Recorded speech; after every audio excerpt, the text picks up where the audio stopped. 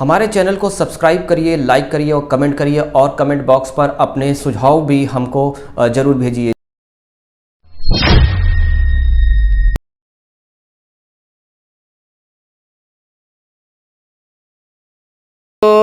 मैं आपसे ये जानना चाहूंगा कि जिस तरीके से ये लिंचिंग की घटनाएं सामने आई हैं, अभी आपने देखा होगा कि ओम प्रकाश राजभर और उसके बाद रविकांत जी पर भी कुछ हमला हुआ, और इसको आप किस तरीके से सर देख रहे हैं? देखिए, इस समय पूरे देश में जो माहौल बना हुआ है, एक अजीब सी स्थिति बनी हुई है जिसमें ऐसा लगता है कि अ, अब देश में गरीबी, भूखमरी, बेकारी, महंगाई, शिक्षा, रोजगार, ये सब कोई सवाल नहीं बचे हैं। अब ये देश अपने सांस्कृतिक अतीत के लिए लड़ रहा है, और जो लोग सत्ता में बैठे हैं वो मंदिर, मस्जिद, लाउड स्पीकर, अजान और उसको लेकर के उग्रता, ऐसा लगता है सत्ता पीछे खड़ी है। वो सत्ता, लोकतांत्रिक संगठन, तंत्र, वो सब पीछे खड़े होकर के इसको प्रमोट कर रहे हैं, और सब कुछ भीड़ में बदलता जा रहा है।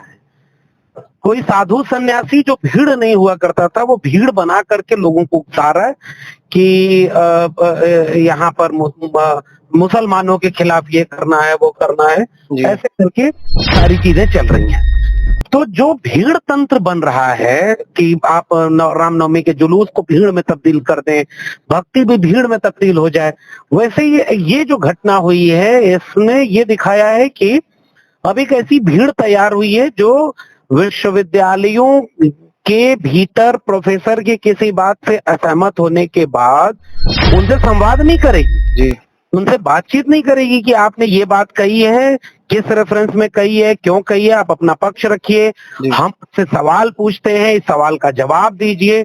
ये सब कुछ खत्म है। अब आपके सामने एक भीड़ है, वो भीड़ आएगी, आपके विश्वविद्यालय में घुस करके आपको गोली मारो, जूता मारो, ये नारे लगाएगी। इससे ये तय हो गया कि जब संवाद विश्वविद्यालय में नहीं हो सकता, प्रोफेसर से नहीं हो सकता, तो समाज में कैसे होगा?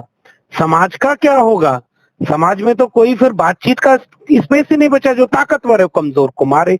इसलिए मैं इस पूरी घटना को उस पूरे परिदृश्य में रखकर देखता हूँ जी।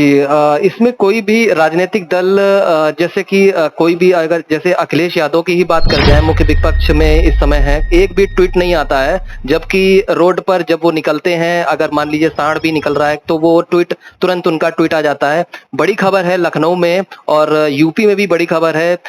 जिस तरीके की घटना हो रही है उसमें एक भी ट्वीट ना करना क्या संदेश दे रहे हैं ये? अब इसका एक पलट के ये भी पूछ दिया जाए कि जिन घटनाओं पे उन्होंने ट्वीट किया उसी में क्या न्याय मिल गया जी। अब ट्वीट की राजनीति से कुछ होने वाला नहीं है। हालांकि मेरा मानना यही है कि राजनीतिक दलों को अपने वैचारिक पक्ष के तमाम उन आवाजों के पीछे खड़ा होना चाहिए जो शायद वैसा ही भारत बनाने के लिए काम कर रही हैं जैसा आप लोग दावा करते हैं राजनीति के जरिए। एक प्रोफेसर, एक सामाजिक कार्यकर्ता, एक विद्यार्थी अगर वैचारिक रूप से आपके साथ खड़ा है तो वो भी आपका साथी हुआ, तो ट्वीट करना चाहिए। लेकिन अब ये बताइए कि जिन घटनाओं पर उन्होंने ट्वीट कर दिया उसमें क्या हो रहा है? चंदौली में तो मार दिया पुलिस ने घुस करके, घर में क्या हुआ? कुछ नहीं हो रहा है, सब ऐसे ही पड़ा हुआ है। बहुत बड़ी बड़ी घटनाएं हो रही हैं, पुलिस तंत्र बन चुका है पूरा उत्तर प्रदेश, और वहां इस तरह घटनाओं में मैं इसलिए राजनीति से बहुत उम्मीद नहीं देखता हूं। मैं तो जनता से उम्मीद कर रहा हूं कि भैया आप क्या सोच रहे हैं? आप खामोश हैं, आपके प्रोफेसर के ऊपर ये हो, आपके जो कुछ भी नहीं कर रहा उसको पुलिस प्रताड़ित कर रही है। सब सत्ता तंत्र पूरा हिंसक हो चुका है, तो जनता अगर सब कुछ सहने के लिए तैयार है तो सहती रहे, ये मेरा पक्ष है।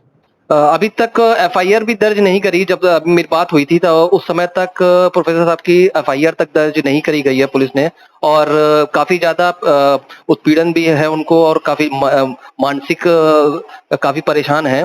तो ऐसी स्थिति में आपको नहीं लगता कि सरकार को कुछ पहल करनी चाहिए, ऐसे लोगों पर भी अंकुश लगाना चाहिए जो जिस तरीके की ये काम कर रहे हैं लोग?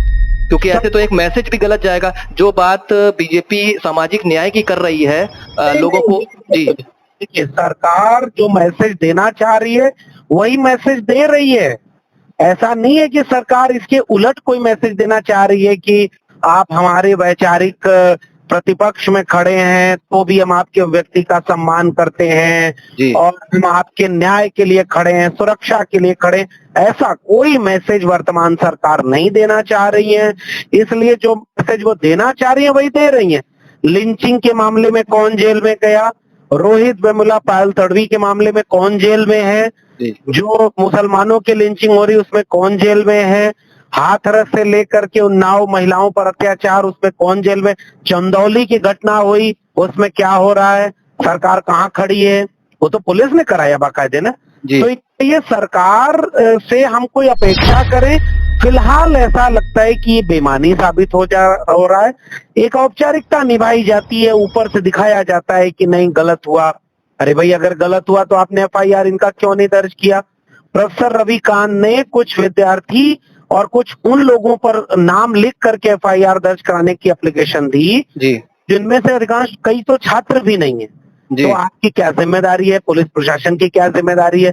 प्रोफेसर रविकांत का एक इंटरव्यू मैं सुन रहा था, उसमें वो कह रहे हैं कि उनके अपने कोई प्रोफेसर किसी अपनी यूनिवर्सिटी के व्हाट्सएप ग्रुप में वीडियो इसी का कट पेस्ट करके डाल के ये इनको जुतियाने की जरूरत है जी, तो प्रोफेसर पीछे खड़े होंगे। यूं ही किसी विद्यार्थियों के समूह में ये हिम्मत कहां से आ जाती है कि विश्वविद्यालय परिसर में घुस करके एक प्रतिष्ठित सम्मानित वरिष्ठ प्रोफेसर के खिलाफ जूता मारो, गाली दो, मारो काटो के नारे आप लगा देंगे? ये तो बिना आत्मबल और बिना बैकहैंड सपोर्ट के हो ही नहीं सकता। तो ये सारे लोग जितने भी सत्ता में बैठे लोग हैं, ये जो मैसेज दे वही दे रहे। अब तो इस देश के बाकी लोगों को सोचना होगा कि भाई आप देखिए आपके लिए जमीन पर कौन बोल रहा है। अगर आपका प्रोफेसर हनी बाबू, मैं दिल्ली विश्वविद्यालय में हूँ, मेरे पुत्र हनी बाबू जेल में हैं भीमा कोरेगांव के मसले पर, तो आपने कभी नहीं बोला। आपके प्रोफेसर अनंत तेलतुंबड़े जेल में हैं, उमर खालिद जेल में विद्यार्थी था वो, उस पर आज तक आरोप साबित नहीं हुआ। आज प्रोफेसर रविकांत पर हमला हो रहा है, कल को हमारे आप पर होगा भाई। जी। तो ये कौन सुरक्षित बचेगा? आप केवल जनता जो सबसे ताकतवर लोकतंत्र में होती है, सबसे आप हिम्मत हार जाएं, आप मीडिया से हार जाएं, आप पुलिस से हार जाएं, प्रशासन से, जुडिशरी से, लेकिन आप जनता से जब हार जाएंगे तो फिर बचेगा क्या? मैं कह रहा हूं कि इम्तिहान जनता का है, और उस जनता का जो कम से कम अपना विचार पहचाने, अपना देखे आसपास कौन आपके लिए बोल रहा है। कल को हम जेल में चले जाएंगे तो कोई बोलने वाला नहीं होगा भाई।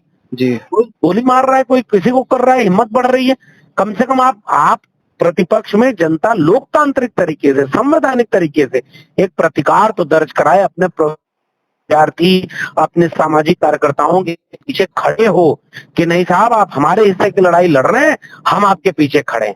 तो हिम्मत तो मिले, वरना लड़ने के लिए यही तो चाहती है सत्ता की आवाज दबा दे, लोगों को कुचल दे, डरा दे, धमका दे, वो उसमें कामयाब हो जाएंगे। और आप अगर इसमें कामयाब उन्हें होने देंगे तो नुकसान जनता का है, आवाम का। जी प्रोफेसर साहब बहुत बहुत धन्यवाद समय